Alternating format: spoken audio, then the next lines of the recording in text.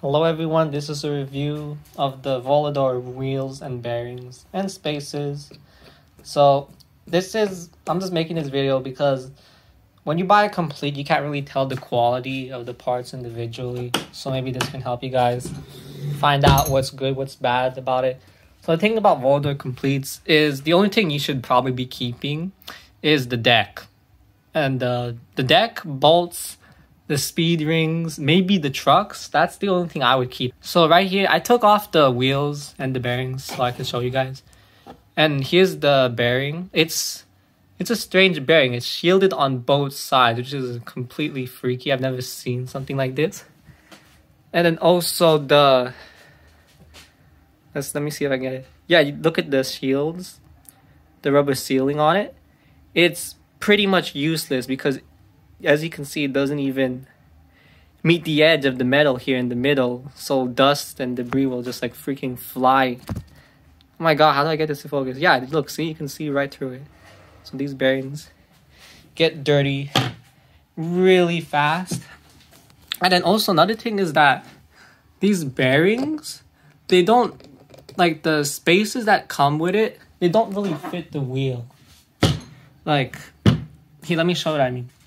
Over here, there's like a bridge in between the wheel and then the edge of the bearing. Like the spacer is really big and it doesn't match up with the inner hub of the wheel. The spacer is too big for it. So then the bearing pops out a little bit when you tighten down your wheel. But honestly, this isn't really a problem because most wheels and bearings are like this, but it bothers me. Oh, there's my little brother. And then, yeah, the wheels, they say they are 78A, but it doesn't feel like it's 78A. It feels a little harder. People have been saying it's like 80 or 82A. But I don't have a durometer testing device, so I don't know. But I know it isn't 78 because I have another wheel that's 78. And this one is way harder.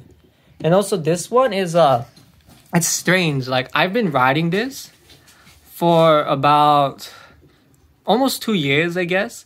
And it gets a lot of weird dents. Like, it has a lot of like piercings and holes in it. And all these tiny holes you see is where stuff has gotten stuck in my wheels.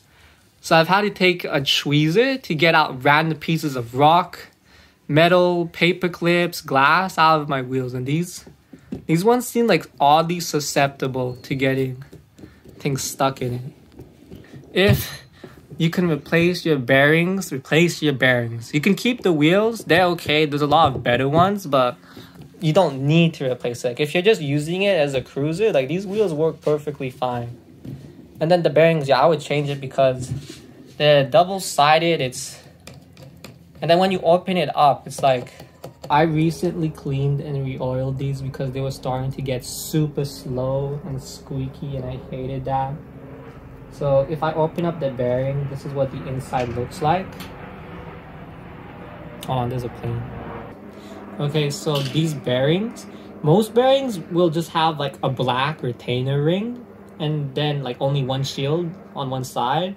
But in these ones, because it has these red rings on both sides, it also has this like a metal like holder thing for the bearing balls. And I don't know about you, but this is pretty cheap. I don't know why they have it. It probably causes more friction and it makes it slower than other bearings. But the reason why I really hate these bearings is just because of the fact that the sealing, the shield here, it doesn't pop in. It's not tight. Like, there's a gap in between the sealed and then right here. And that's what makes it cheap. Okay, let's stop.